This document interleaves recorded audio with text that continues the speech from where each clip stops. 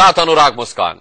हर हाथ को हुनर, हर खेत को पानी और अगले 5 साल में शौचालय युक्त गंदगी मुक्त भारत। राष्ट्रपति के अभिभाषण के जरिए मोदी सरकार ने विकास और सुशासन का रोड मैप पेश कर दिया। क्या इसके लिए मोदी का 5T और 3S वाला फॉर्मूला कामयाब होगा? आज इसी पर होगी बड़ी बहस, लेकिन उससे पहले इस वक्त की बड़ी खबरें। अब तक की खास खबरों के प्रस्तुत करता है प्रकृति जैसी शुद्धता हमारी पहचान। MDH मसाले, the real spice of India, MDH। सामने आई हिमाचल में दर्दनाक हादसे की एक्सक्लूसिव तस्वीरें। ब्यास नदी में बहे 24 छात्रों में से अब तक 5 के शव मिले, सर्च ऑपरेशन जारी। राज ठाकरे के बाद उद्धव ठाकरे भी लड़ सकते हैं विधानसभा चुनाव। एक कार्यक्रम में दिए संकेत, इशारों में सीएम बनने की बात भी कही। संसद में राष्ट्रपति ने रखा मोदी सरकार का एजेंडा, महंगाई कम करना प्राथमिकता, हर परिवार को पक्का घर, 24 घंटे बिजली पानी का वादा, महिलाओं को मिलेगा 33% आरक्षण। और इस साल सामान्य से कम रहेगा मानसून, विज्ञान मंत्री जितेंद्र सिंह का बयान। जुलाई में 53 और अगस्त में 96% होगी बारिश।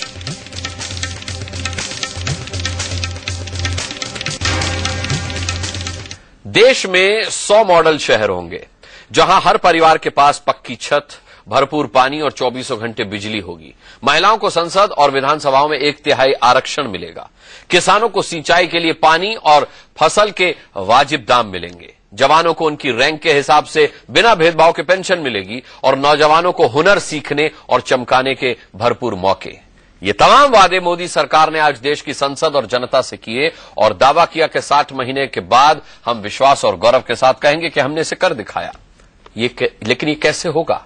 इसके लिए मोदी सरकार के पास 2 फॉर्मूले भी हैं। फिलहाल अपना फॉर्मूला मोदी सबसे पहले बेलगाम महंगाई पर काबू पाने और गिरती अर्थव्यवस्था को संभालने के लिए आजमाने जा रहे हैं।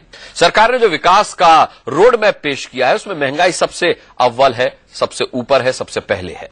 अब यह बड़ी बहस का मुद्दा है कि क्या मोदी का 5T और 3S का फॉर्मूला कामयाब होगा?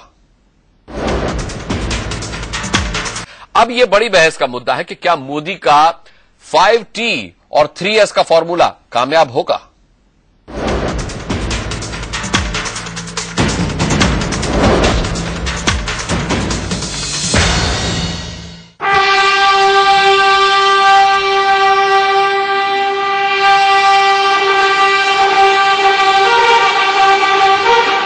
मोदी सरकार ने महामहिम के जरिए संसद और देश को अपना एजेंडा बता दिया।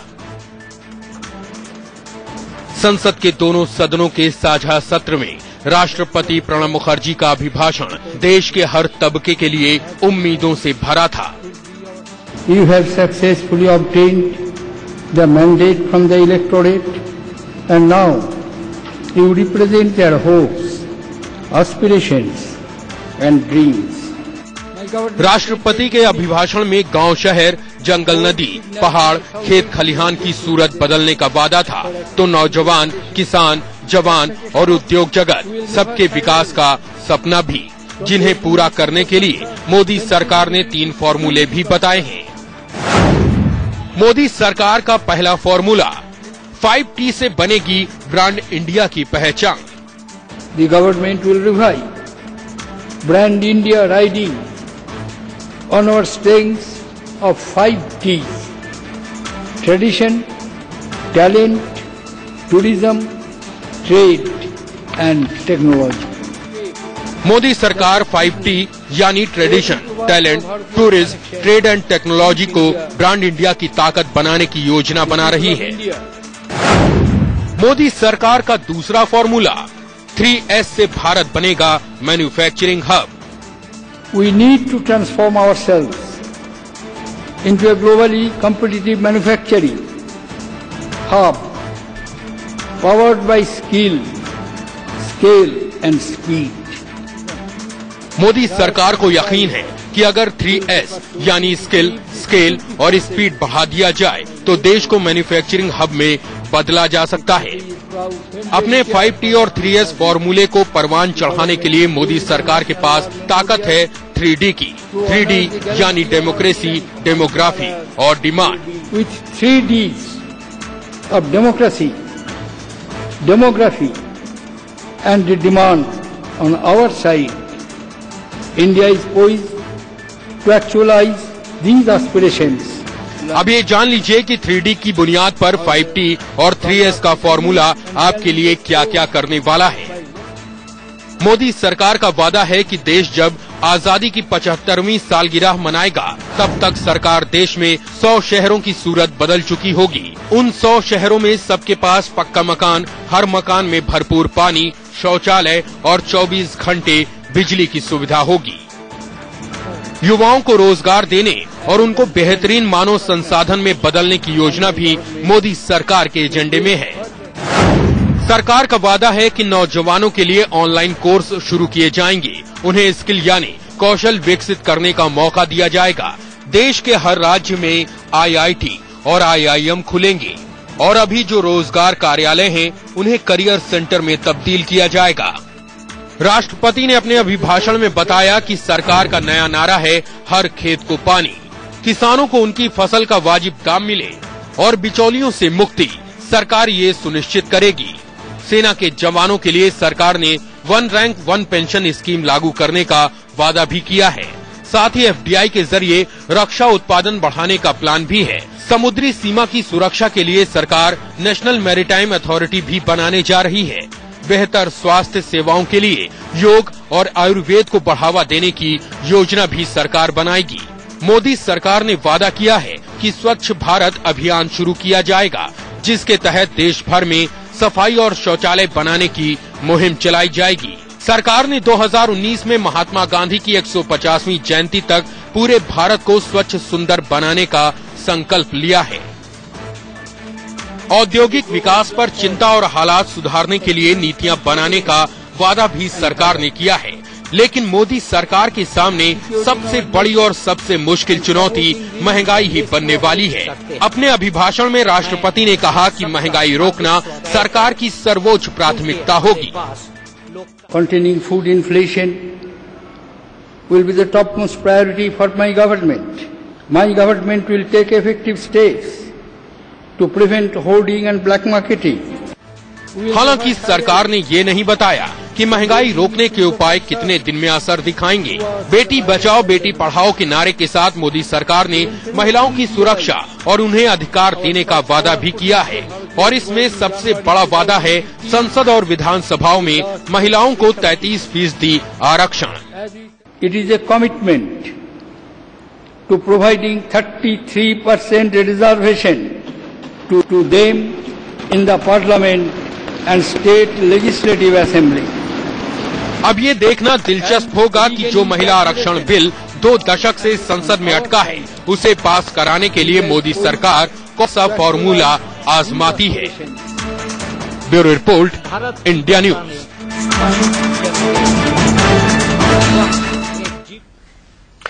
चलिए, तमाम अहम सवाल आज राष्ट्रपति के अभिभाषण के बाद उठने लगे कि ये जो वादे किए गए से मोदी सरकार पूरा कैसे करेगी। इस पर एक लंबा पैनल हमारे साथ, एक बड़ा पैनल हमारे साथ है। हमारे साथ सीनियर जर्नलिस्ट प्रभु चावला जी यहाँ स्टूडियो में मौजूद हैं, सीनियर जर्नलिस्ट अशोक टंडन यहाँ पर स्टूडियो में मेरे साथ मौजूद हैं। इसके अलावा लोकसभा में भारतीय जनता पार्टी के MP अर्जुन राम मेघवाल हमारे साथ होंगे तमाम सवालों का जवाब देने के लिए।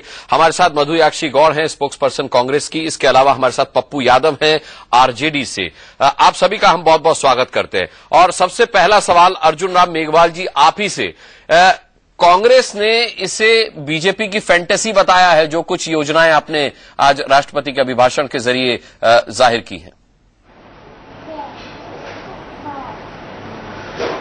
देखिए, कांग्रेस क्या कहती है ये उनका काम है, लेकिन जो भारतीय जनता पार्टी ने चुनाव के दौरान जो वादे किए थे उसका पूरा रोड मैप राष्ट्रपति जी के अभिभाषण में निहित है और हम इनको ये दिखाना चाहते हैं कि हम इसको करके बताएंगे। जिस तरह का हम एक वर्क कल्चर डेवलप करना चाहते हैं इस देश में, और जो हमारे पास ब्यूरोक्रेसी, जो हमारे पास संसाधन उपलब्ध है, उन्हीं में ही हम इंटरवेंशन करके ठीक करना चाहते हैं सिस्टम को।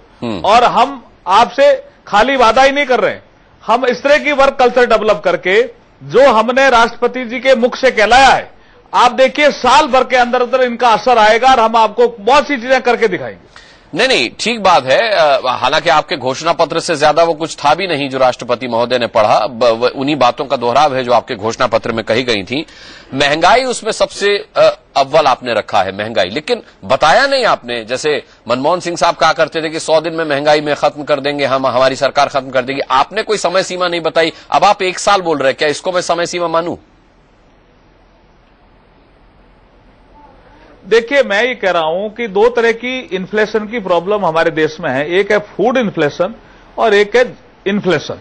हम पहले जो कंट्रोल करेंगे वो फूड इन्फ्लेशन को कंट्रोल करेंगे। और हमारा जो अभी आपका रोड मैप जो अभी आपके राष्ट्रपति के अभिभाषण में भी दिखा और जो मोदी जी ने एक प्रेस कॉन्फ्रेंस करके भी कहा, सबसे पहले हम खाद्य पदार्थों की जो महंगाई की चीजें हैं उनको हम दूर करने का प्रयास करेंगे। उनको आप दूर करने का प्रयास करेंगे, ठीक बात है। मधु याक्षी गौड़, मैं आपसे पूछना चाहूंगा कि क्या आपको ये सब बातें फैंटेसी क्यों लग रही हैं? क्यों कांग्रेस की तरफ से कहा गया है कि सपने हैं, सपनों का क्या? ठीक है, कोई रोड मैप होता तो हम देखते, या ये बताया गया होता कि ये कैसे किया जाएगा, तब बात समझ में आती। सिर्फ घोषणाओं से क्या होगा? नहीं, आपने एक सवाल पूछा मेघवाल जी से, इसका समय का, वो राष्ट्रपति जी की अभिभाषण में कहा कि 60 महीने का समय है, तो कह रहा था 60 महीने में, तो बोलते 5 साल के अंदर हम ये करेंगे। आप कुछ अगर देखेंगे तो इसमें जो कांग्रेस की थे, जो इंक्लूसिव ग्रोथ थे, सबके साथ सबका विकास, तो ये हमारा ही प्रोग्राम जो यूपीए का था उसका नया शब्द से ले आ रहे हैं। और जैसे स्किल डेवलपमेंट का, मल्टी स्किल डेवलपमेंट, जो ऑलरेडी हमारा सरकार, यूपीए सरकार ने स्किल डेवलपमेंट के लिए 1000 करोड़ खर्च करने का ऑलरेडी लास्ट लोकसभा की बजट सेशन में घोषित भी किया और स्टार्ट भी किया था। तो इसकी कई स्कीम्स जो आज राष्ट्रपति जी की अभिभाषण में आया, वो सारे नाम बदल दिए। जैसा भी 100 शहरों का आपने बता रहा था, ये जो पूरा स्कीम जो था, Jawaharlal Nehru urban renewal mission में भी ये हम सारा वादा किए थे, तो वही नाम बदल के कह रहे कि अभी कहने सुनने में अच्छा है। ये जैसी फैंटेसी हम क्यों कह रहे हैं, कहीं कि अब किसका रोड मैप आपने बताया नहीं कि कुछ दिनों में ये आप हासिल करेंगे। आप कह रहे हैं कोई नया पॉलिसी शुरू नहीं किया, जो हमारी पॉलिसी थी उसका नाम बदल के कह रहे हैं कि हम डिलीवरी सिस्टम इंप्रूव करेंगे। नहीं, मधु जी, आपकी शिकायत क्या है? आपकी शिकायत क्या है कि आपकी पॉलिसीज को नाम बदल करके इन्होंने पेश किया, ये शिकायत है, या ये कैसे उसको पूरा करेंगे, ये सवाल है? जैसा इनका हिपोक्रेसी है, धीरे धीरे, जैसा महिला आरक्षण की बात कर रहे हैं, जब लोकसभा में साथ नहीं दिया, जैसा जुडिशियल रिफॉर्म्स की बात कह रहे हैं, तब तो आपने अपोज किया। आप कह रहे जस्टिस डिलेड, जस्टिस डिनाइड। ये जो आप जब विपक्ष में थे, यही प्रोग्राम हमारी सरकार ले आए थे, तब आप इसकी विरोध कर रहे थे। हम इनको तो बधाई देते हैं कि ये करके दिखाए, हम इसकी विरोध की नहीं कर रहे। जो हमारा प्रोग्राम्स थे, अब उसी नाम बदल के आप शुरू कर रहे हैं। इसमें बदलाव इतना ही कह रहे कि आप हम डिलीवरी सिस्टम इंप्रूव करेंगे। ठीक है, कोई समय का प्रबंध नहीं किया। कह रहे कि 60 महीना मेरे पास समय है, हम 60 महीने में करके दिखाएंगे। अर्जुन राम मेघवाल, आप कुछ कहना चाह रहे हैं इस पर? नहीं, मैं इसमें इतना ऐड करना चाह रहा हूं कि जैसे प्रधानमंत्री ग्राम सिंचाई योजना है, ऑल टुगेदर डिफरेंट योजना है। ये कह रहे हैं सारी योजनाएं वही कर दी। दूसरा इनका कहना था कि आपने हमारा साथ नहीं दिया महिला आरक्षण में, हम तो साथ ही दे रहे थे। महिला आरक्षण में आप तो जो लोकसभा में आपके साथी थे, सपा और बसपा, वो साथ नहीं दे रहे थे। आपने दिया था मधु जी, ये आपने दिया था क्या अर्जुन राम मेघवाल जी? साथ नहीं दिए, 2 दशकों से अटका पड़ा है। आपने दिया था क्या? दिया था, हमने दिया था। आपने साथ दिया था लोकसभा में? हाँ, दिया था हमने साथ। लोकसभा में आप साथ नहीं दिए थे। अरे दिया था हमने महिला आरक्षण में। क्या कर रहे हो आप? ऐसे क्या कर रहे हो? आपने सपा और बसपा जो आपके ही साथी थे, उन्होंने साथ नहीं दिया। तो वो आपका साथ देंगे क्या? आपने भी इसका साथ नहीं दिया। नहीं तो वो आपका साथ देंगे क्या? नहीं, हमने आपके लोकपाल वाले में साथ दिया, फूड सिक्योरिटी वाले में साथ दिया। आप किसकी बात कर रहे हो कि साथ नहीं दिया? जो आपने पहले चर्चा करके जो बिल लाए तो उसमें साथ दिया। अभी आप कह रहे डिफेंस में आप एफडीआई अलो करेंगे, पहले तो आप विरोध कर रहे थे। एफडीआई मल्टी ब्रांड में आज भी अपोज कर रहे हैं। एफडीआई इन मल्टी ब्रांड आज भी अपोज कर रहे हैं हम। एफडीआई रक्षा उत्पादन में, एफडीआई ऐसे क्षेत्र में डिफेंस में आप क्या कह रहे हैं? हमारे पास और कोई टेक्नोलॉजी नहीं है, वहां एफडीआई का हमने पहले भी स्वागत किया था। ठीक है। एफडीआई डिफेंस में आप स्वागत कर रहे थे, पहले आप तो विरोध कर रहे थे। ठीक है, आप खुद कह रहे हैं कि आप एफडीआई डिफेंस नहीं स्वागत कर रहे थे, नहीं विरोध कर रहे थे। नहीं चलिए, इन मुद्दों पर विस्तार से हम बात करेंगे। अर्जुन मेघवाल जी एक एक मुद्दे पर विस्तार से बात करेंगे। इससे पहले आरजेडी से पप्पू यादव जी भी हमारे साथ हैं, उनसे भी मैं बात कर लेता हूँ। 10,000 रुपया मधु जी आएंगे आपके पास। मधु जी एक मुद्दे पर बात करेंगे। पप्पू यादव जी, ये जो जुमले हैं नए एसटी और 3S, आपको लगता है इससे काम हो जाएगा?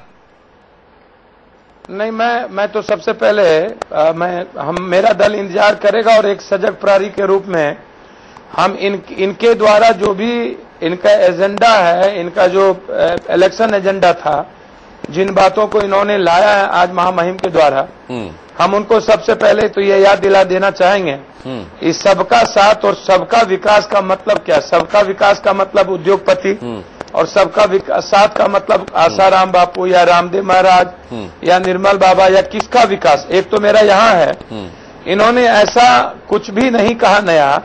यदि मैं उस पर मैं आज आना चाहता हूँ। यदि महंगाई की बात इन्होंने कही है तो आप इसको देखेंगे कि अभी डीजल से लेकर के जिन भी चीजों को इन्होंने धीरे धीरे एक बिल्कुल इनके जो कथनी करनी में बहुत फर्क है और इनकी जो नियत और नीत है, ये काफी बहुत ज्यादा फर्क है। ये जिस तरीके से बहुत ही अराजक स्थिति, बहुत ही फास्ट गति से ये सस्ती लोकप्रियता के लिए जिन जिन मुद्दों को पब्लिक के सामने ला करके, अभी जो सबसे बड़ी बात है भय का वातावरण, असमंजस की स्थिति जो देश में। पप्पू यादव जी, समय कितना हुआ है अभी? पप्पू यादव जी, समय तो दीजिए सरकार को। आपको नहीं लगता समय देना चाहिए? जो सवाल 7 महीने बाद उठाए जा सकते हैं वो आप अभी उठा रहे हैं। नहीं, मैं तो वही बात मैं वही बात कह रहा हूं जो बात इन्होंने कही है।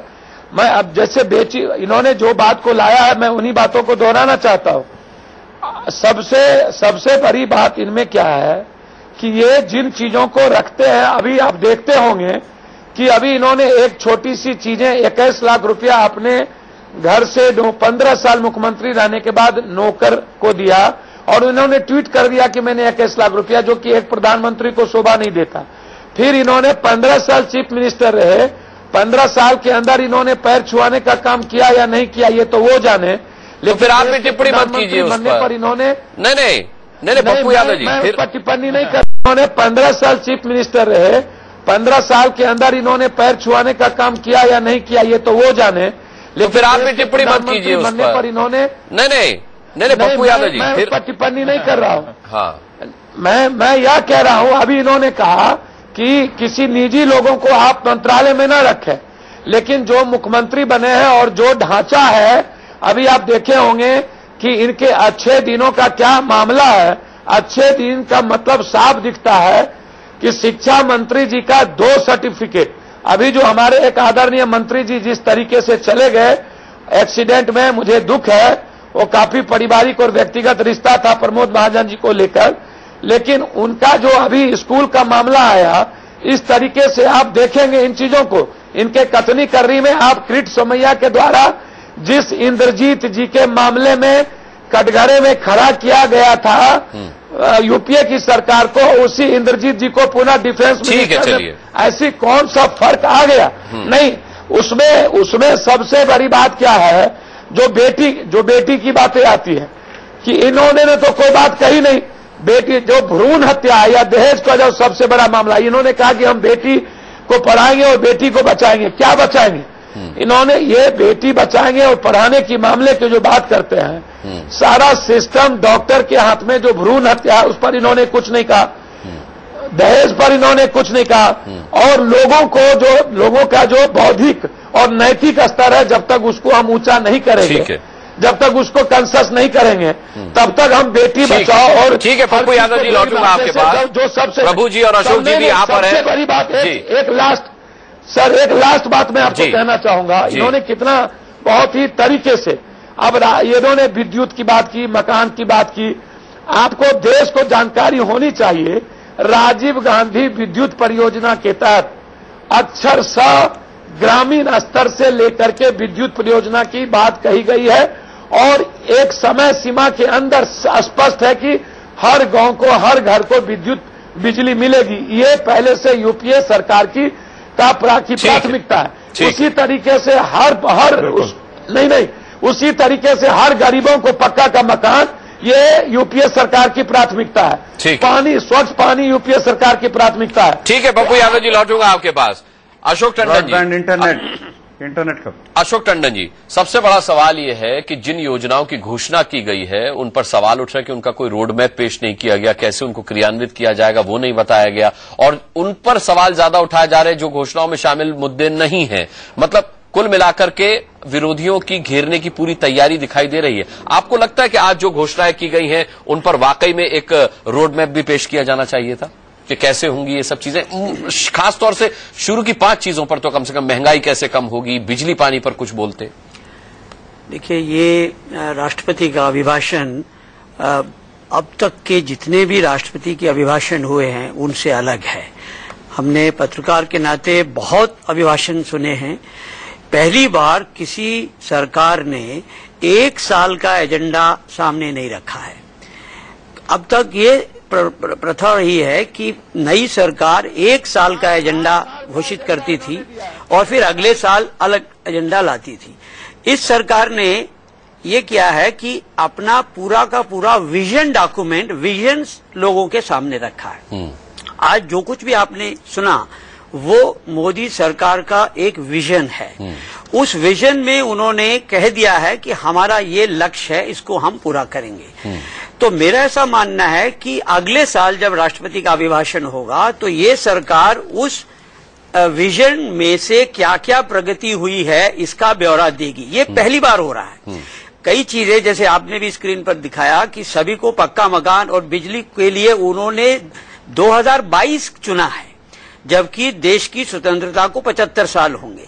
पहला एक टाइम फ्रेम उन्होंने दिया है जो बहुत बड़ा लक्ष्य है। तो मेरा ऐसा मानना है कि पहली बार किसी सरकार ने अपना विजन लोगों के सामने रखा है, टाइम फ्रेम में करने की बात नहीं रखी। जैसा आप भी बता रहे थे कि यूपीए सरकार ने आते ही कहा था हम 100 दिन में महंगाई दूर करेंगे। अब ये सरकार जानती है कि जिस प्रकार की अर्थव्यवस्था उनको विरासत में मिली है उसमें कोई तुरंत टाइम फ्रेम देना ठीक नहीं रहेगा। जैसा आपने पूछा कि महंगाई कैसे दूर होगी, तो ये विजन में उन्होंने कहा कि हम हर साल आपको इसी फोरम से अपना रिपोर्ट कार्ड दिया करेंगे और उसमें बताएंगे कि जो हमने विजन लोगों के सामने रखा उसमें 1 साल में कितनी प्रगति हुई। तो इसलिए मेरा मानना है कि सरकार को, जैसे आपने भी कहा कि समय दिया जाना चाहिए, तो सरकार ने स्वयं कोई टाइम फ्रेम न चुनते हुए मेरा मानना है कि 1 साल का समय मांगा है रिपोर्ट कार्ड देने के लिए, क्योंकि हर साल बजट सत्र से पहले राष्ट्रपति का अभिभाषण होता है। अगले अभिभाषण में ये सरकार कोई विजन या कोई वायदे नहीं कर पाएगी। ये सरकार अपने किए हुए इन वायदों की रिपोर्ट कार्ड देगी और अगले 5 साल में हर राष्ट्रपति के अभिभाषण में इस प्रकार से वो रिपोर्ट कार्ड देगी। और मेरा ऐसा मानना है कि नरेंद्र मोदी ने इस भाषण से लोगों से 5 साल का मैंडेट न मांगते हुए 5 और कई मामलों में 5 साल से ज्यादा का भी मैंडेट कहने की बात, लेने की बात की है। इसलिए कोई टाइम फ्रेम नहीं दिया गया कि महंगाई कब तक पूरी होगी। लेकिन ये सरकार इस बात से नहीं बच पाएगी कि जब अगले साल बजट सेशन में यही राष्ट्रपति अभिभाषण देंगे तो इन सारी चीजों का ब्यौरा, उनको प्रगति का ब्यौरा देना पड़ेगा। ये मानकर उन्होंने अपना विजन लोगों के सामने रखा है। प्रभु, इसका मतलब ये हुआ कि विरासत में जो अर्थव्यवस्था मिली या विरासत में जो परिस्थितियां मिली उसको अगर सुधारने की बात है तो फिर तो अगली साल जब राष्ट्रपति का अभिभाषण होगा उसमें भी यही विजन डॉक्यूमेंट रिपीट होगा। इसका मतलब नहीं, ऐसा नहीं हो सकता, क्योंकि उस पर प्रगति की बात करनी पड़ेगी। प्रभु, विरासत की बात जब होती है, मेरे को अभी तक याद नहीं है कोई प्राइम मिनिस्टर जब टेक ओवर करता है पिछली विरासत की बात नहीं करता। वीपी सिंह ले लीजिए, इंदिरा गांधी ले लीजिए, इमराज साहब ले लीजिए, उनके भाषण आप पढ़ेंगे और उनके साथ में जब भाषण के ऊपर प्रक्रिया आती है कि तो मेरे पास जो दिया है अर्थव्यवस्था वो बड़ी बेकार सी है। ये बात रिपीट होती रहती है। और जो लोग कांग्रेस के लोग अभी कह रहे हैं कि हमारा एजेंडा है, मेरे को एक बताइए, 20 सूत्री कार्यक्रम जो आज मोदी का हम दिखा रहे हैं, ये 20 सूत्री कार्यक्रम मिसेस गांधी ने इमरजेंसी के दौरान में दिया था। गरीबी हटाएंगे हम, गरीबी आपने अभी तक पिछले 10 साल में नहीं उठाई, 66 साल में नहीं उठाई। तो जो चीजें नहीं इंप्लीमेंट हो रही उन्हीं को दोबारा रिपीट किया जाता है ना। अगर आपने कहा कि हर गांव के अंदर बिजली लगेगी, 20 सूत्री कार्यक्रम के अंदर 1975 के अंदर कहा गया था। मधु जाक्षी कौन जब उस अमेरिका में पढ़ रहे थे, मैं उनको याद करा रहा हूं कि 20 सूत्री कार्यक्रम के अंदर बिजली हर गांव में मिलेगी। 1975 के अंदर नारा लगा था, आज तक नहीं मिली। अब आप कहेंगे हमारा नारा लगा दिया। अटल जी भी उसके बाद रहे, उन्होंने नहीं प्रोवाइड कर पाए। तो ये ऐसी चीज है कि भारत की रीति सरकारें आई हैं और उसमें लगभग 60 साल और 58 साल कांग्रेस ने राज किया है, वो अपनी बातों को पूरा नहीं कर पा रही है। चावला जी, मैं एक बात पूरी कर लूं। जब आप बोल रहे थे मैंने आपको टोका नहीं था, आप मेरे को बोलने दीजिए पहले, बात पूरी हो जाने दीजिए। आपके पास बात पूरी हो जाने। मैं कहने का मतलब कि हर प्रधानमंत्री जो है पहले कहता कि पिछली सरकार खराब थी इसलिए मैं इसको ठीक करने में टाइम लगेगा। दूसरा, आप देश को दिग्भ्रमित कर रहे हैं, गुमराह कर रहे हैं। आप सही मार्ग दिखा दीजिएगा, लेकिन इनकी बात पूरी हो जाने दीजिए। आप पप्पू यादव जी बहुत बोलते हैं, बहुत सुनूंगा मैं आपको, मैंने सुनता रहा 20 मिनट तक आपको। आप मेरी बात सुन लीजिए। आप भी हमेशा यही भाषण देंगे हर इलेक्शन के अंदर कि मैं गरीबी हटा दूंगा, मैं ये कर दूंगा, और उसके बाद आप 5 साल बाद जाते हैं वही भाषण अपना रिपीट करते हैं कि हो नहीं पाता आपसे, जो सिस्टम खराब है इस देश का। पर हमारे नेता काम करते रहे, नहीं करते रहे, वो पिछले 50 साल से कर रहे हैं। हमारी उम्र आपके भाषण, बाकी भाषण सुन करके हमने लिख के हमें याद हो गया है। एक मिनट बोलने दीजिए भैया मेरे को, आप बोलने क्यों नहीं देते? बोलने क्यों नहीं देते आप मेरे को? आप कुछ बोलिए ना उसके बाद। 2015 आप बोलने तो दीजिए ना भैया मेरे। टारगेट है, मैं जानकारी के लिए मेरे को जानकारी है, आप मेरे से उम्र में छोटे हैं, मेरे को जानकारी है। आप मेरे को फिर बोलिए जब आपके समय आएगा, आप बोलिए अपना। आपको रोका नहीं था मैंने। प्रभु जी को सुन लीजिए, प्रभु जी को सुन लीजिए। राजनीतिक नेताओं में यही परेशान। राजीव गांधी विद्युत परियोजना शुरू कब? आप राजनीतिक नेताओं फिर आप बोले जा रहे हैं विद्युत परियोजना शुरू कब हुआ? आपके में यही आप समझते हैं कि टीवी जो है वो पब्लिक प्लेटफॉर्म है, बोलते रहिए आप, हर प्रकार रोकेगा नहीं। मेरे को बोल दीजिए प्लीज, उसके बाद आप बोलिए जितना भी बोलना है। सवाल ये है कि जब ये अशोक जी कह रहे थे कि अगले साल फिर उनको ब्यौरा देना पड़ेगा। अकाउंटेबिलिटी जो है मोदी का एक मंत्र है कि आप अकाउंटेबिलिटी है, ट्रांसपेरेंसी होनी चाहिए। उन्होंने कोई टाइम फ्रेम तय नहीं किया है, ये बिल्कुल सच है। परंतु अभी उनकी, मैं समझता हूं कि मोदी की गवर्नमेंट अभी बननी है। अभी जो बनी है ये गवर्नमेंट जो है ये टेम्परेरी गवर्नमेंट है, बहुत सारे विभाग इसके अंदर खाली पड़े हैं। परंतु ये पहली बार हुआ कि राष्ट्रपति के भाषण के अंदर 5 या 6 हिंदी में नारे दिए गए।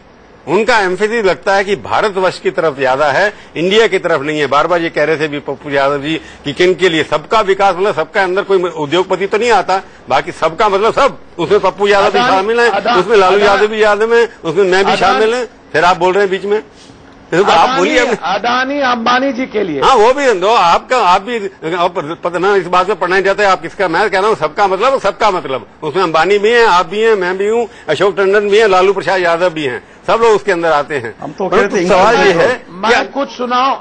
अरे भाई फिर बोलने नहीं दे, मेरे को बात नहीं करनी चाहिए। पप्पू जी आपके पास आएंगे, इनको बुलवाइए। पप्पू जी आपके पास आएंगे।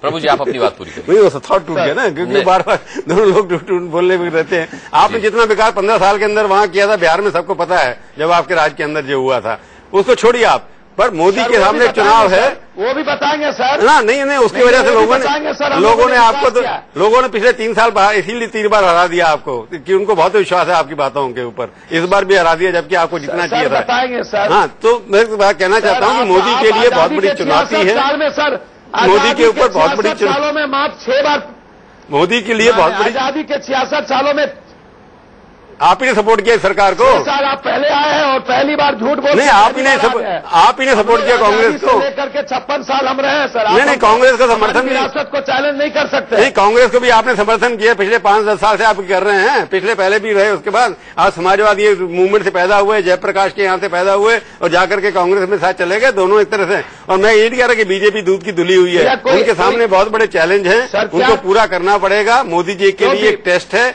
उन्होंने पूरा कर, जैसे राजीव गांधी आए थे 400 एमपी लेकर के, अपने वायदे पूरे नहीं कर पाए थे, उनको लोगों ने हरा दिया। मोदी के लिए भी एक ऐसी चुनौती है कि उनको बहुत बड़ा बहुमत मिला है 30 साल के बाद। वो अपने जो वायदे कर रहे हैं, जैसे अशोक ने कहा कि वो अगले 10 साल के मैंडेट की बात कर रहे हैं। अभी उन्होंने मशीनरी खड़ी करनी है, अगर वो नहीं करेंगे, लोग आप जैसे बैठे हैं सब लोग, उनको जनता फिर वापस भेज दी घर के अंदर। ये बात है जी।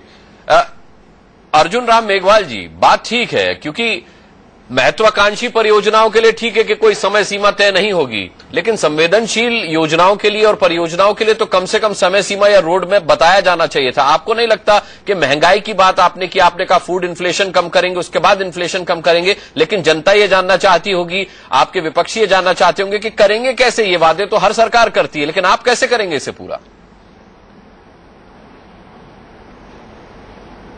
अभी देखिए जो चर्चा चल रही है उसमें आपको स्पष्ट नजर आ गया होगा कि हमारा जो विजन है और उस विजन को हम करेंगे, यही तो हमारी शक्ति है। हम कह रहे हैं कि हम ट्रांसपेरेंसी रखेंगे। मेघवाल जी, ये तो हर आने वाली सरकार कहती है। कौन सी सरकार कहती है कि वो पारदर्शिता नहीं बरतेगी या वो महंगाई कम नहीं करेगी? हमारे भी विश्वास तो करो।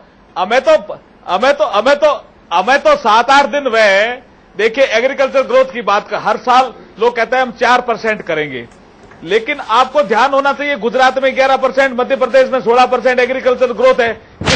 ये कांग्रेस की कौन सी ऐसी स्टेट है जहां ग्रोथ 4% से ऊपर गई है एग्रीकल्चर की? हम यही कहना चाह रहे हैं कि हमारी जो वर्क कल्चर है वो थोड़ी सी कांग्रेस से डिफरेंट है और हम काम करके दिखाना चाहते हैं। जैसे अटल बिहारी वाजपेयी के समय प्रधानमंत्री ग्राम सड़क योजना माइलस्टोन है या नहीं है? अब ये तो कह तो सकते हैं, ये कह तो सकते हैं सब इंक्लूसिव ग्रोथ, इन्होंने सबका विकास ले लिया। अब इसमें ये कभी अडानी की बात करते हैं, कभी किसी की बात करते हैं। क्या भाई इस देश में रहने वाला हर नागरिक उसका सबका विकास हो तो आपको क्या पीड़ा है क्या इसमें कोई? तो मेरा ये कहना है कि हम डिफरेंट काम करके, और ये जितना भी, अरे मैं यही तो कह रहा हूं कि आपको 1 साल के बाद लगेगा कि यूपीए के 1 साल के में क्या हुआ था और हमारी एनडीए के 1 साल में क्या होगा। आप निश्चित रूप से लगेगा, निश्चित रूप से लगेगा। अजय आलोक भी है जेडीयू के स्पोक्स पर्सन। अजय आलोक जी से भी रिएक्शन लेना चाहूंगा मैं। अजय आलोक जी, दावा कर रही है बीजेपी के 1 साल बाद आपको लगेगा कि वाकई जो वादे किए गए उन पर काम हुआ है और उसका नतीजा भी सामने आएगा। आपको ये भी लगेगा कि यूपीए की सरकार ने सिर्फ बातें की और एनडीए की सरकार काम कर रही है?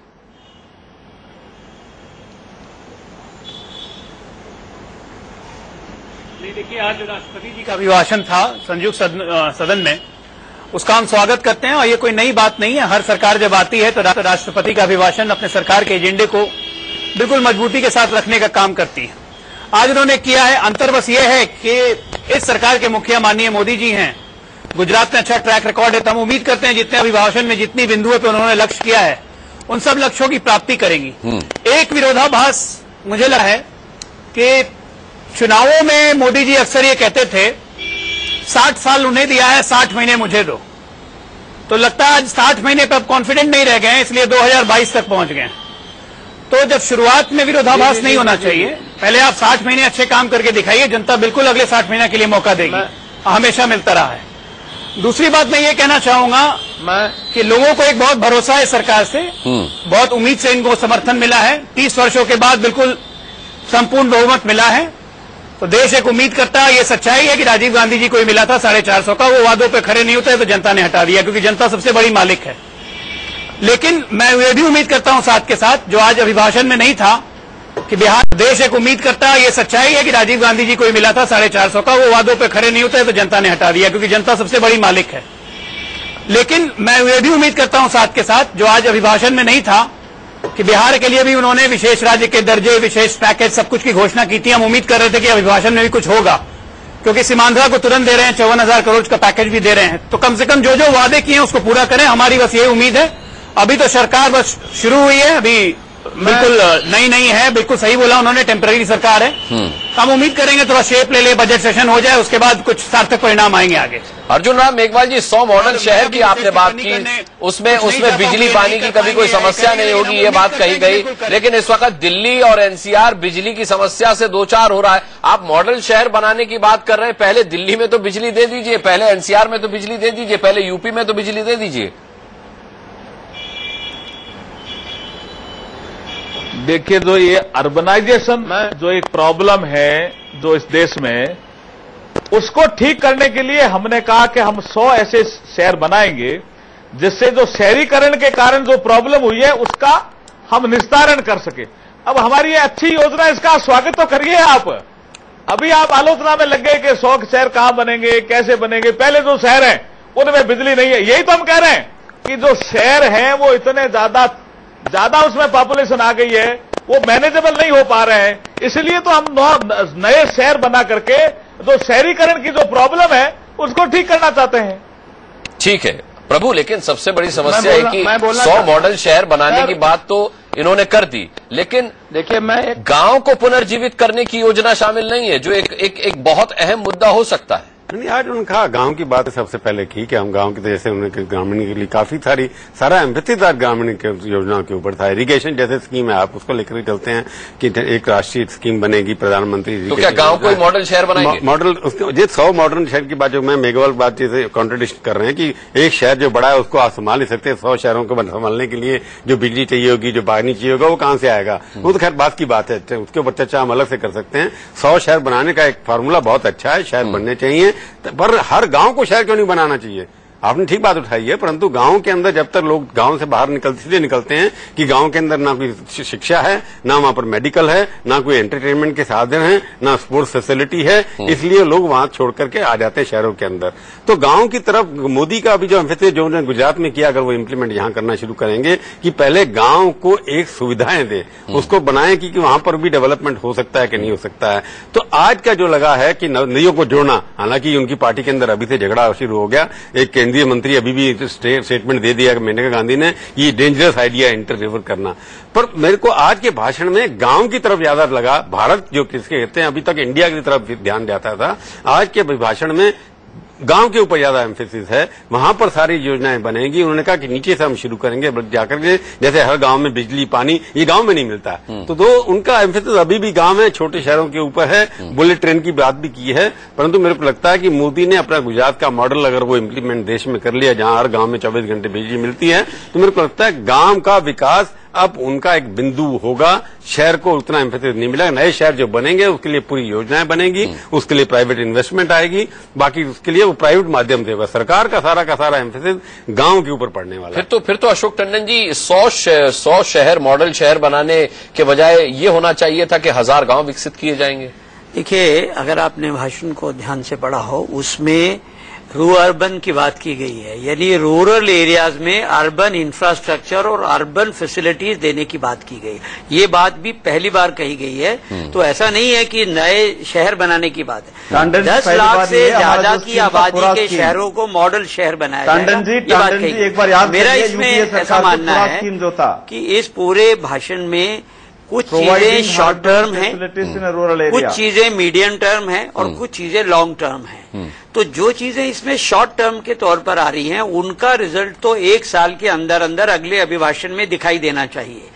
और कुछ चीजें हैं जो 5 साल के अंत तक जाकर दिखाई देंगी। कुछ जो चीजें बहुत बड़ी बात कही गई है कि पूरे देश के गांव में पक्के मकान और पानी और बिजली, ये बहुत बड़ी बात है। जो चीज 65 साल में नहीं हो पाई, उसको करने के लिए अगर 2022 तक का समय मांगा जा रहा है, तो भी मुझे लगता है कि ये बहुत बड़ा चैलेंज है। तो कुल मिलाकर 3 तरह का रोड मैप है, short term, medium term, long term. और उसके लिए 1 साल तो कम से कम लोगों को समय देना पड़ेगा। शॉर्ट टर्म चीजों के लिए भी, जैसे महंगाई है, इन्फ्लेशन है और ऐसे कई चीजें जो कि भाषण की प्रायोरिटी में शुरू में रखी गई हैं, जो जनता के लिए सबसे ज्यादा चिंता का विषय है। तो 1 साल का समय मुझे लगता है जनता को इस सरकार को देना चाहिए। ठीक है, मधुयाक्षी गौड़ जी, क्या गलत कह रहे हैं अशोक टंडन जी की जो 65 सालों में आपने नहीं किया, अगर वो 2022 तक मोदी सरकार कर देती है तब भी एक बड़ी चुनौती है, और समय सीमा के हिसाब से भी देखा जाए तो ये तो ठीक है, कोई बहुत लंबा समय भी नहीं मांगा। अरे आप बीजेपी पर ही केंद्रित। टंडन जी को मैं ये याद दिलाना चाहता हूँ, ये जो कह रहे हैं, ये पूरा स्कीम जो यूपीए सरकार पे था, providing urban facilities in rural area, जो JNURM के साथ हमने जो शहरों में जो प्रोवाइड करना चाहते थे, वही स्कीम अब ये नया 100 शहर हम बनाएंगे। जो हमारा स्कीम, हम यही बताना चाह रहे कि हम जो कर रहे थे वो आप जब निंदा कर रहे थे, अब उसी स्कीम को आपको नया नाम से ले आ रहे हैं। आपके लास्ट अगर सेंटेंस में देखेंगे राष्ट्रपति जी की अभिभाषण में, ये कह रहे हैं कि अभी जो इम्पेशेंट है, जो लोग देश के लोग इसको डिलीवरी करने के लिए, मगर कह रहे हैं कि 60 महीने की समय है और 60 महीने के समय में हम करके दिखाएंगे, तो इट इज बीन डन। इसका कहने का मतलब जब अभी इन्फ्लेशन की या फिर ये आपकी जो क्योंकि समय की प्रबंधी नहीं किया कि एक नए कह रहे कि हम ये अभी टंडन जी कह रहे कि 12 महीने में हम करके दिखाएंगे, ये तो कहीं पर भी नहीं कहा। ये तो कह रहे ऑलरेडी 60 महीने की समय मांग रहे हैं और उसकी बिहाइंड जब 2020 मतलब ऑलरेडी 10 साल की आप समय मांग रहे हैं। कहीं चीज ऐसे होते हैं कि जैसे अभी इन्फ्लेशन है, महंगाई है, तो अभी करनी चाहिए। लोग चाह रहे कि अभी क्या करके दिखाएंगे। हम यही बात नहीं मधु गौड़ जी, आपने तो 100 दिन में महंगाई खत्म करने का वादा किया था, आपने क्या कर लिया? आपने तो कभी नहीं बताया जनता को कि आपने क्या किया। एक बात नहीं, इनकी जो इलेक्शन के समय ये कहा कि राम जन्मभूमि बनाएंगे, इसमें तो राष्ट्रपति जी का बचपन कुछ उसकी बात नहीं निकाला। हाँ, ये कहते कि ऑर्डिनेंस गलत बात थी यूपीए सरकार में। आपने जो ट्राई में अभी ऑर्डिनेंस करके जो ट्राई के चेयरमैन को आप ऑर्डिनेंस के साथ ले आके आप ऑलरेडी बिठा दिए उनको, और अभी राज्यसभा में उसकी ऑर्डिनेंस को अभी ले आ रहे हैं आप। जो सरकार पे, हमारी सरकार पे जो निंदा करते थे, आप वही काम कर रहे हैं। ठीक है, इज़न्ट इट? ये हिपोक्रेसी की बात नहीं हो सकती। ये जो आपने निंदा करते थे और वही काम अब कर रहे हैं, समझ के करके इस पर जी आप हमें निंदा करके आप वही काम कर रहे हैं जी। हमारा जो स्कीम्स है उसको नया नाम से आप ले आ रहे हैं जी। ये केंद्र और राज्यों के डिलीवरी सिस्टम करेंगे तो देखते हैं उसका। मैं पूछ लेता हूं अर्जुन राम मेघवाल जी, ये जो केंद्र और राज्यों के संबंध मजबूत करने की बात कही गई है, ये कैसे मुमकिन होगा? क्योंकि इसके बहुत बड़े उदाहरण जीएसटी और एनसीटीसी हमारे सामने हैं, जो आप लोगों ने बीजेपी शासित राज्यों में लागू नहीं होने दिए। तो अब कैसे होगा? क्या आप कैसे राज्यों और केंद्र के संबंध मजबूत बनाने की बात कर रहे हैं? किस आधार पर कर रहे हैं? इसका मतलब तो ठीक है कि यहां पर जो भी मधु याक्षी गौड़ कह रहे हैं वो ठीक बात कह रहे हैं कि जिन चीजों की आप आलोचना करते थे, आज नाम बदलकर उन्हीं को आपने लागू करने की बात कही है।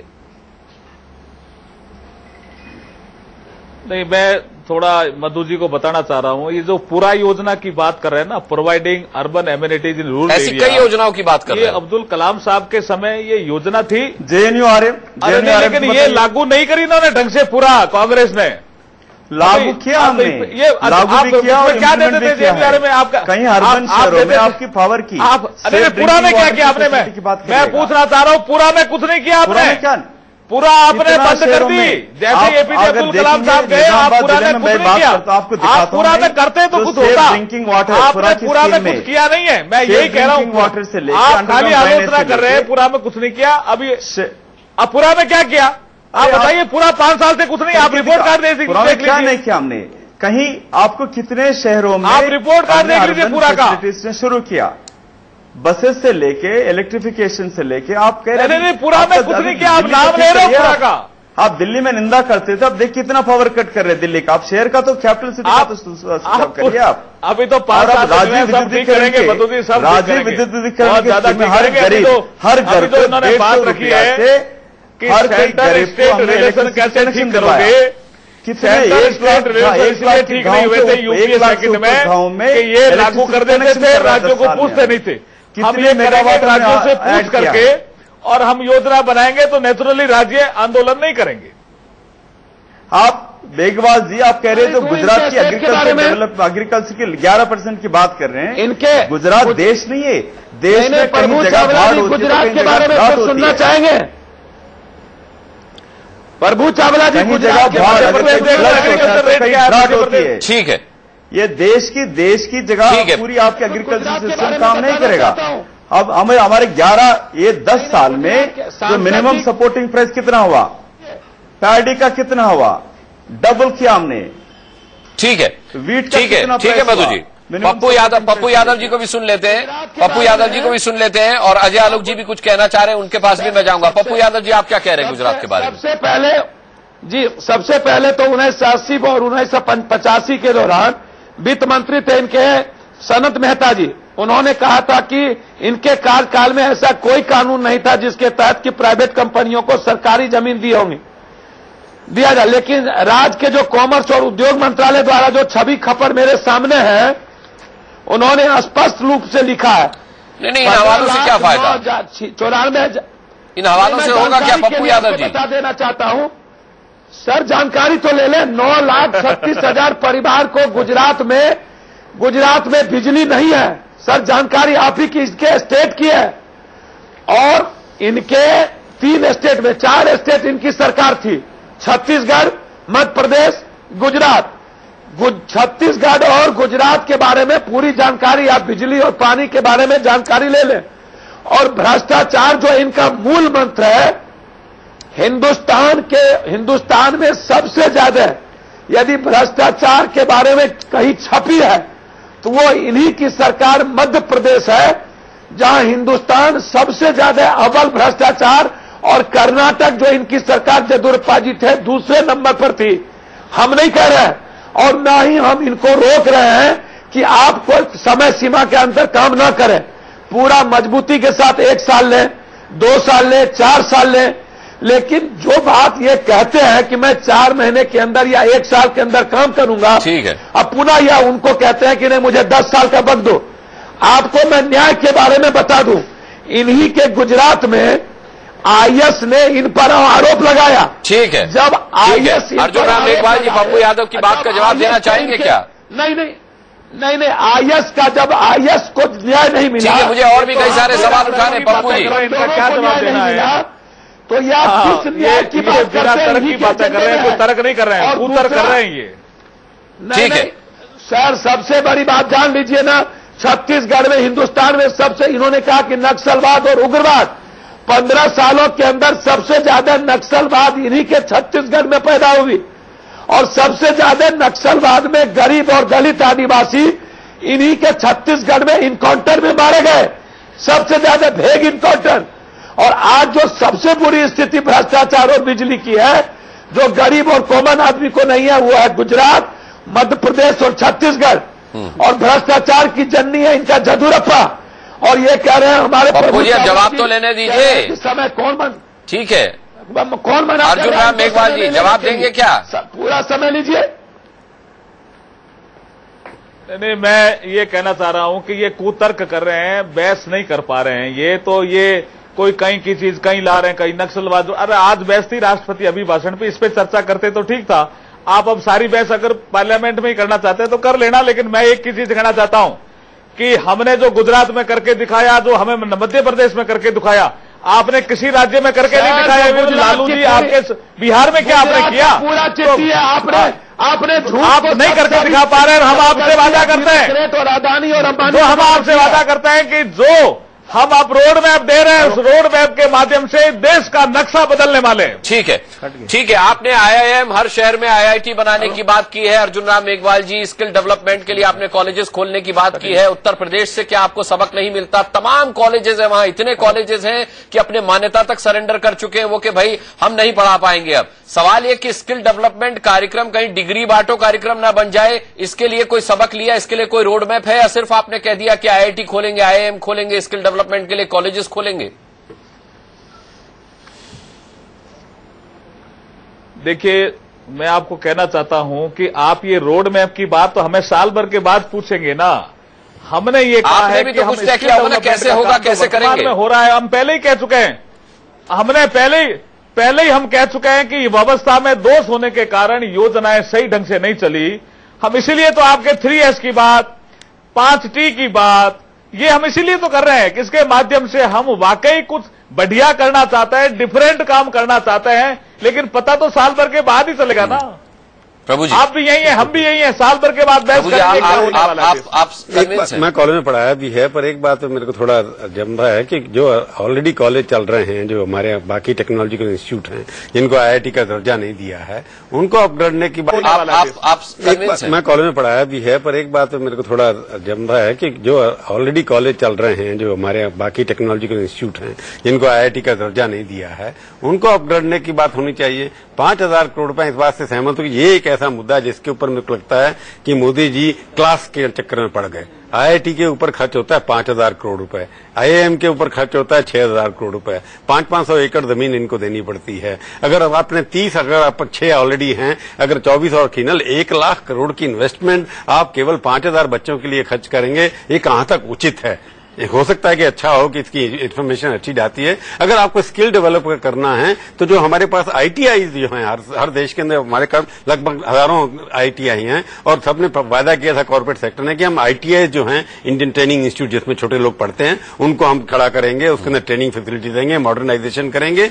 ये जो आईआईटी के चक्कर में मोदी सरकार पड़ गई है, आईआईएम के चक्कर में पड़ गई है, इसका मतलब लगता है ये बड़े लोगों के, इसके अंदर बड़े लोग ही जा सकते हैं, बड़े पैसे खर्च करने वाले जा सकते हैं। तो ये एक मेरे को लगता है कि ये दृष्टि गलत है। स्कूलों को ऊंचा करना चाहिए, एग्जिस्टिंग जो हमारे साइंस के इंस्टीट्यूट है उनको ऊंचा करना चाहिए, उनके ऊपर इन्वेस्टमेंट होनी चाहिए। स्कूलों के अंदर शौचालय नहीं है, बिल्डिंग्स नहीं है, कॉलेजेस के अंदर कई प्राइवेट टीचिंग शॉप चल रही हैं। तो ये एक ऐसा लगता है जिसके अंदर मोदी जी अपनी एक बेसिक चीजों से हट करके अच्छा लगता है देखने के अंदर, क्योंकि आईआईटी हमारे 200 इंस्टीट्यूशन वर्ल्ड की जो रैंकिंग होती है उसके अंदर हमारा एक आईआईटी भी 200 में भी नहीं आता है। इतना पैसा खर्च के बाद एक क्लास क्रिएशन कर रहे हैं आईआईटी, वो सबसे ज्यादा देश के अंदर नुकसान दे रहे हैं। उसके नाम से लोगों की काफी इज्जत भी मिल जाती है, उनको नौकरियां भी मिल जाती हैं, लाखों की सैलरी भी मिल जाती है। तो मेरे को लगता है कि एजुकेशन के मामले में थोड़ा सा एम्फेसिस गलत लग रहा है कि 1 लाख करोड़ अगले 5 सालों के अंदर अगर आप खाली आईआईटी पे खर्च करेंगे, अगर उससे थोड़ा सा भी कम करते हो, एजुकेशन बजट इतना नहीं है। इसलिए मेरे को लगता है एजुकेशन के मामले में थोड़ा और ध्यान इस सरकार को देना पड़ेगा। अशोक टंडन जी, मुझे लगता है इस बिंदु पर आप प्रभु जी से सहमत होंगे। नहीं, मैं इससे सहमत इसलिए नहीं हूं कि ये जो आईआईटी और आईआईएम बनाने की बात कही गई है, इसको ग्लोबल कंटेक्स्ट में देखने की आवश्यकता है। आज दुनिया में इतने बड़े बड़े और ऐसे संस्थान हैं जो कोलैबोरेशन करने को तैयार है, जो भारत में इन्वेस्टमेंट करने को तैयार है, जहां से वर्ल्ड क्लास अगर इंजीनियर और मैनेजमेंट ग्रेजुएट्स निकलेंगे तो ये भारत हब बन सकता है साउथ एशिया का, अफ्रीकन कंट्रीज का और साउथ ईस्ट एशियन कंट्रीज का। तो मुझे लगता है कि ये केवल अपने देश के आईआईटी और आईआईएम की बात नहीं है, इसमें पूरा ग्लोबल हब बनाने की दृष्टि से, और इसमें आप देखेंगे कोलैबोरेशंस आएंगी, फॉरेन इन्वेस्टमेंट आएगा और भारत को एक हायर एजुकेशन का हब बनाकर हम पूरे दक्षिण एशिया में, दक्षिण पूर्व एशिया में, Latin America, African country, Latin America तो बहुत दूर है, वहां के छात्र भी यहां पर आकर, जैसे पाकिस्तान में बड़ी क्रेज है इंडिया के आईआईटी और आईआईएम में पढ़ने की। तो मुझे लगता है कि ये केवल एक सीमित दायरे में सोच रखकर ये बात नहीं कही गई है, इसके पीछे एक प्रकार से सोच है कि इसको ग्लोबल हब बनाने की दृष्टि से कोलैबोरेशन की जाए और फॉरेन इन्वेस्टमेंट भी उन संस्थान से आए, जैसे कैम्ब्रिज, ऑक्सफोर्ड, ये भारत में आकर कोलैबोरेशन के साथ हमारे संस्थान खोलने को तैयार हैं, जैसे केलॉग है वर्ल्ड का, और इस तरह के कई संस्थान हैं जो भारत को एक ग्लोबल एजुकेशन हब बनाने की स्थिति में सहायता करने ये बात जो कही है, में सहमत है कि बाहर के लोग आके आंख खोलें, कोई मना नहीं करना चाहिए, परंतु भारत सरकार का पैसे ऊपर नहीं लगना चाहिए। मैंने भारत सरकार के बच्चे, यहाँ पर इंडिया के बड़े लोगों के बच्चे $7 बिलियन, यानी कि लगभग आप 42,000 करोड़ रुपए हर साल यहाँ से फॉरेन एक्सचेंज जाता है एजुकेशन के ऊपर खर्च करें। मधु जाक्षी गौड़ भी बाहर पढ़ करके आए हैं। $7 बिलियन हिंदुस्तान के अमीर आदमी अपना यहाँ से खर्च करते हैं, जितना हमारा एजुकेशन का बजट नहीं है उससे ज्यादा फॉरेन एक्सचेंज के माध्यम से वहां जा रहा है। वो बंद होना, यहाँ की शिक्षा संस्थाओं को ऊंचा करना चाहिए बजाय नए खोलने की बजाय। जो बात प्रभु कह रहे हैं एग्जैक्टली वही, कि हमारे देश के बच्चे बाहर पढ़ने जाते हैं, फॉरेन एक्सचेंज खर्च करते हैं, उसकी बजाय अगर हम वर्ल्ड क्लास इंस्टीट्यूशन यही बना दें तो हमारे देश के बच्चे भी बाहर नहीं जाएंगे और बाहर के देश के बच्चे आईआईटी वर्ल्ड क्लास है, खड़े नहीं हो पाते, वहां पर इतनी पॉलिटिक्स चल रही है, वहां पर उनका ठीक है। मुद्दे और बिंदु तमाम है, इन पर चर्चा अनंत हो सकती है, लेकिन अब समय इस बात की इजाजत नहीं देता कि इस चर्चा को आगे बढ़ाए। मुझे लगता है कि थोड़ा समय दिया जाना चाहिए इन योजनाओं को, इन स्कीम्स को कैसे लागू करती है एनडीए की सरकार, मोदी की सरकार, ये धीरे धीरे जब सामने आएगा तो मुझे लगता है कि सवाल के जवाब भी मिलने शुरू होंगे और धूल जो पड़ी हुई है, जैसा मधु जाक्षी गौड़ हर मुद्दे पर, हर बिंदु, हर योजना पर सवाल उठा रहे थे, शायद उनको भी जवाब मिलने शुरू होंगे। और 1 साल बाद, जैसा कि अशोक टंडन जी कह रहे हैं कि जब राष्ट्रपति अभिभाषण कर रहे होंगे तो हमें रिजल्ट्स भी मिलेंगे, कई योजनाओं के बारे में रिजल्ट्स मिलेंगे। तो इंतजार करने के अलावा फिलहाल कोई चारा दिखता नहीं है। सभी का बहुत बहुत धन्यवाद करना चाहेंगे बड़ी बहस में शामिल होने के लिए। एक छोटा सा ब्रेक ले रहे हैं, बहुत जल्द